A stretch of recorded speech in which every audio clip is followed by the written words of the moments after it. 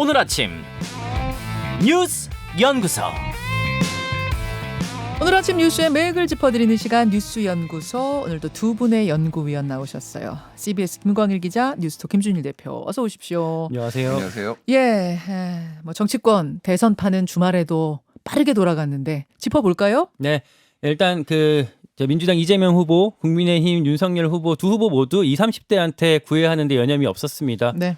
먼저 이재명 후보 매주 타는 민생버스 이제 네 글자로 메타버스라고 지은 걸 타고 돌아다녔는데요. 네. 첫 행선지가 부울경, 이제 부산, 울산, 경남 지역이었거든요. 여기서 이제 그 청년 우주산업 연구원들이랑 퀴즈 게임을 하고 또 캠핑 한 예비 부부랑 같이 불 피우고 캠핑을 했습니다. 네. 국민의힘 윤석열 후보 야구장으로 갔는데요. 어제 고척돔에서 한국 시리즈 1차전을 직관했습니다. 네. 그러니까 우리 국가대표팀 점퍼랑 모자, 글러브까지 챙겨왔더라고요. 그러니까 어떻게 보면 또 당연한 거지만 시민들이랑 나란히 줄 서서 입장을 하고 계속 젊은 세대랑 셀카 찍는 모습이 눈에 띄었습니다. 네.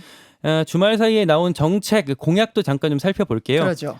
윤석열 후보는 종부세, 종합부동산세를 전면 재검토하겠다. 1주택자에 면제하거나 아예 재산세로 통합하는 방안을 검토하겠다고 했습니다.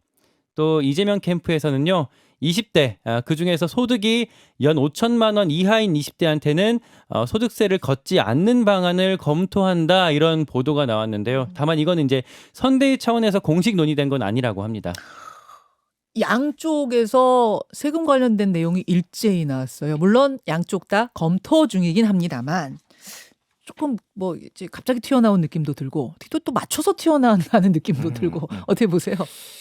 맞춰서 튀어나온 게 아닌가 저는 그렇게 봐요. 왜냐하면은 저번에 전국민 재난지원금 얘기하니까 네. 50조 원 윤석열 후보 측에서 50조 원 보상 자영업자 보상하겠다라고 얘기했잖아요. 네. 요즘 약간 그런 식으로 이제 커플링 같이 움직이는 경향성이 있는데 일단 이거 민주당 얘기부터 하면은 민주당은 이제 그 캠프에 청년 공동본부장인 장경태 의원이 얘기를 한 거예요. 그래서 이거에 대해서는 아직 공식적으로 민주당에서는 검토하고 있지는 않다라고 했는데 그 이유를 보면은 2017년부터 2019년까지 그 가구주 연령대별 평균 소득을 분석한 결과 네. 20대는 소득 증감률이 0%였다. 그러니까 2년 동안 하나도 안 늘었는데 30대는 뭐 9.28, 40대는 7.06 이런 식으로. 그러니까 한마디로 20대가 이제 소득이 안 늘었으니까 좀 깎아주자. 청년들 돈 버는 거 어렵다라는 건데 지금 한국의 근로소득세 면제자가 705만 명입니다. 2019년 기준으로. 네네. 전체의 36.8%. 그러니까 소득이 있어도 한 푼도 안 내는 사람이 지금 36%예요. 그 정도로 이미 그렇죠. 각종 공제 제도가 있는데 여기에 20대를 다 더하면은 한 45% 뭐 정확한 추산은 모르겠습니다만 절반 가까이 될 거거든요. 그러니까 이게 소위 말하는 국민 계세주의, 소득이 있으면 세금을 낸다라는 게 글로벌 스탠다드고 원칙인데 이미 이것만 해도 한국은 너무 많이 지금 각종 공제 제도가 있다라고 문제가 있거든요. 조세 저항이 오히려 더 커집니다. 이러면 누구는 내고 누구는 안 낸다고. 이게 그래서 막 설리겄다라는 거고. 그러니까 저소득 기준이 아닌 연령 기준으로 한다는 것에 대해 다른 연령들의 불만이 일단 있을 수 있다는 거죠. 그렇죠. 예. 그리고 20대도 뭐 이를테면 돈 몇 억씩 버는 사람도 있고 네, 네. 뭐 못 버는 사람도 있을 거 아니에요. 이게 그러니까 이 연령별로 하는 게 맞느냐라는 거고 소득을 오히려 소득세를 더 많이 걷어서 청년을 지원하는 게 낫지 않냐 뭐 이런 주장도 있고요. 그래서 이준석 국민의힘 대표는 29세에는 소득세가 없다가 갑자기 30세가 되면 소득세를 징수하는 게 공정이냐. 뭐 이런 이제 비판을 생일 했어요. 선물이냐 이런 얘기를 했고요. 생일 선물이냐 이렇게 얘기를 했고 윤석열 후보 같은 경우에는 대통령이 되면 종합부동산세 전면 재검토한다라고 얘기를 했는데 장기적으로 재산세랑 합치겠다라는 거예요. 자, 아까 1주택자에 한해서는 지금 종부세 내는 걸 면제해주겠다는 거예요. 재산세랑 합치겠다는 거는 그럼 재산세로 넣어서 그냥 뭐 유지를 하겠다는 거 이거 어떤 의미예요? 그러니까 정확하지 않습니다. 정확하지 않은데 그 방금 말씀하신 부분을 얘기를 하긴 했어요. 1가구 1주택자 장기 보유했는데 네. 종부세 폭탄 맞으면은 이게 맞는 거냐라고 하면서 전면 재검토 그리고 장기적으로는 재산세랑 합치겠다. 이것도 이제 뭐 일단은 윤석열 후보도 아마 종부세 대상자인데 본인이 해당이 될 거예요. 이거 혜택 받을 겁니다. 아마. 1가구 1주택 종부세. 예. 그러니까 뭐 이제 가능성이 있는 거고요. 이 지금 한국에 지금 올해 2월 그러니까 올해 이번 달 11월 22일에 이제 발부가 되는데 76만 명이거든요. 해당자가 76만 예, 명. 예. 예, 전체 한국 가구 수로 따지면 2천만 가구가 좀 넘는데 그중에 76만 가구도 물론 소중한 우리 국민이지만은 이 부동산 인상으로 인해서 돈을 많이 벌었을 텐데 이걸 하는 게 맞느냐라는 거고. 자, 보유세 한국의 보유세 실효세율이 0.16%거든요. 네. 미국이 0.9, 캐나다 0.87, 영국 0.77. 보유세가 3분의 1에서 4분의 1 수준입니다. 그러면 이 보유세를 어떻게 할 것이냐. 지금 재산세 뭐 한마디로 얘기하면 재산세하고 비슷하다고 보면 되는데 이런 문제까지 다 해결을 할 수가 있느냐. 그럼 이거는 부자 감세, 이명박 정부 때도 했던 그 부자 감세를 지금 다시 국민의힘이 하려는 거 아니냐. 그리고 종부세 같은 경우에는 국세예요. 네. 그러니까 이거를 그 지자체 재산세는 지자체가 걷거든요. 그러면 서울에 강남에 이런 데들은 지자체는 부자가 되고 그러니까 그 종부세를 걷어가지고 나눠주는 거였거든요. 지금까지는 이런 식으로 하면 부작용이 또 커질 수 있다. 자, 그래서 이제 세금 문제를 던지긴 했지만 양쪽 다 일단 검토다. 예, 여론을 좀 보고 있는 상황이 아닌가 이런 생각이 드네요, 김광희 기자. 그리고 이런 공약 자체로 또 투기 심리를 자극해서 집값이 또 이 자체로 오를 수 있다라는 또 우려가 지금 시장에서 나오고 있어서 그 대목도 좀 살펴봐야 될 것 같습니다. 그래요. 그나저나 지금 국민의힘 같은 경우는 선대위가 아직 안 꾸려졌잖아요. 네. 얘기는 어떻게 돌아가고 있습니까? 아마 이번 주부터 좀 구체화가 될 것 같아요. 그 김종인 총괄 선대위원장을 해갖고 이제 원톱으로 세워주는 걸로 좀 가닥이 잡히고 있는 그런 분위기가 좀 감지가 되고요. 또 한 가지 좀 살펴봐야 될 게 막판 진통이 지금 사무총장 인선 관련해서 나오고 있습니다. 사무총장? 당 사무총장을 지금 한기호 의원이 맡고 있는데, 그러니까 한 의원이 지금 이준석 대표한테 사의를, 그러니까 정확히는 거취를 이미 일임하겠다라고 지금 밝혔다고 하더라고요. 그러니까 저희가 취재를 해보니까 윤석열 후보랑 가까운 중진 의원들이 이제 한기호 의원한테 따로 연락을 해갖고 네. 사퇴를 압박했다고 합니다. 근데 이제 사무총장이 이게 지난주에도 말씀드렸다시피 지방선거에 어떤 공천권에 영향력을 끼칠 수 있다는 점이 하나가 있고, 그것도 중요하지만 당 재정을 이제 대선 자금으로 이게 땡겨 써야 되는데 예. 그거 할 때 승인을 해줄 역할을 지금 사무총장이 하게 됩니다. 이제 그 돈에도 좀 그 중요한 역할을 하고 있기 때문에 사무총장 자리를 이제 윤석열 캠프 윤석열 후보랑 가까운 쪽에서 이제 맡아야 좀 이제 좀 편하게 쓸 수 있다. 그렇죠. 근데 이 대목을 또 이준석 대표 입장에서는 좀 불쾌하게 여길 수가 있거든요. 이 대표가 요 숙제를 어떻게 풀어갈지가 또 이번 주에 관전 포인트가 되겠습니다. 당 사무총장 인선 문제도 챙겨보죠. 그리고 오늘 대선 주자들 행보 관련해서는 뉴스닥이 2부에 준비되어 있으니까요. 거기서 좀 더 다뤄보도록 하고 우리는 두 번째로 넘어갑니다. 언론 쟁탈전. 언론 쟁탈전? 이게 무슨 얘기죠? 또 대선 주자 행보 얘기인데요.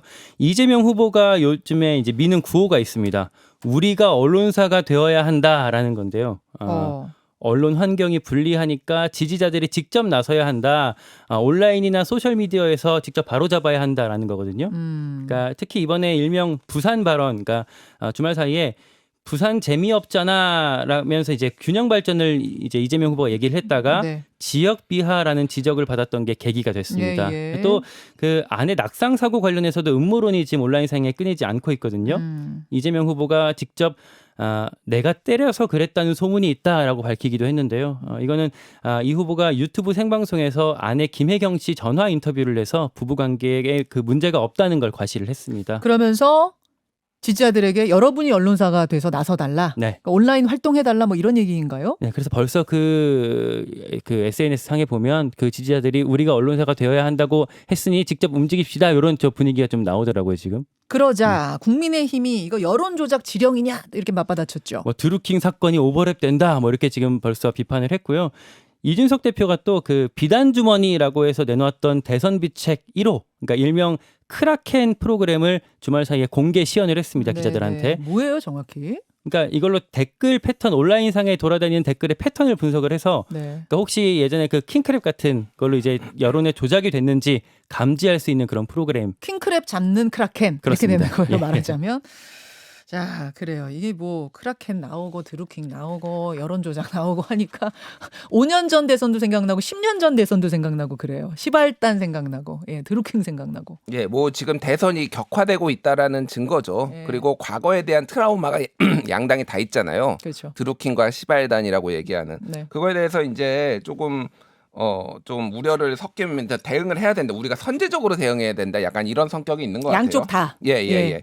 다만 이제 이재명 후보가 이렇게 얘기를 했어요. 저들의 잘못은 그러니까 이를테면은 언론에서 그러니까 상대방이 나쁜 짓을 해도 아무 문제가 없는 것처럼 넘어갔는데 저들의 잘못을 카카오톡으로 텔레그램으로 댓글로 열심히 쓰자 커뮤니티에 이렇게 썼어요. 그러니까 이게 뭐냐면은 민주당 특히 열성 지지층에 가지고 있는 뿌리 깊은 좀 그 언론에 대한 불신, 언론이 보수 편향적이다라는 게 좀 깔려 있는 거예요. 그러니까 최근에도 굉장히 많은 언론들의 이제 불만은 하고 있고 이재명 후보가 백브리핑이라고 이런 발언에 대해서 어떤 배경인지에 대해서 최근에 중단을 했거든요. 네, 후보 본인이 하는 거 네. 이런 것들이 좀 전체적으로 깔려 있다라고 봐야 될 것 같고 국민의힘 그 이준석 대표 같은 경우에는 뭐 시발단 얘기도 했지만은 이제 이게 이재명 후보의 이런 발언에 대해서 굉장히 좀 강하게 비판을 했습니다. 그래서 뭐 제2, 제3의 누룩행 사건을 초래하지 않을지 이거는 허은하 국민의힘 수석대변인이 얘기를 했고 손가락 혁명군을 언급을 하면서 그런 조작 여론 방식으로 이득을 받기 때문에 이런 거를 뿌리치기는 힘들 것이다라고 얘기를 했고요.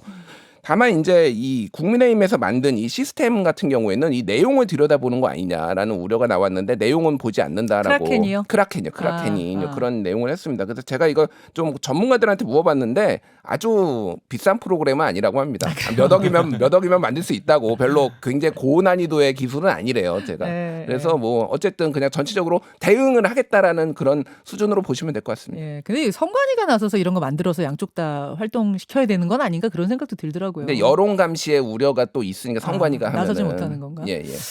자, 김광일 기자. 네. 그러니까 양쪽 당 모두 지금 이 온라인 상이 뭔가 조직적으로 움직이는 것에 대해 불안감을 느끼고 있다는 얘기예요. 그러면서 또 우리 편도 나서야 된다 얘기도 하고 있는 거고. 그러니까 제가 언론 쟁탈전이라고 방금 그 이름을 붙였는데 이재명 후보 같은 경우에는 옛날 그 손가락 혁명군도 있지만 이번에 그 민주당 경선 과정에서도 이제 어떤 기성 언론 말고 네. 이 물밑의 여론을 통해서 좀 재미를 봤거든요. 그런 분석을 해요. 네, 여권 성향의 그 영향력이 있는 그 유튜버들이 다 노골적으로 이재명 후보를 밀어주면서 이낙연 캠프 쪽에서도 요거 대응하는데 좀 골머리를 많이 앓았었어요. 유튜버들. 네, 결국에는 이낙연 캠프도 그 대응의 어떤 전략을 짜내지 못하고 그러니까 끝나버렸는데. 네.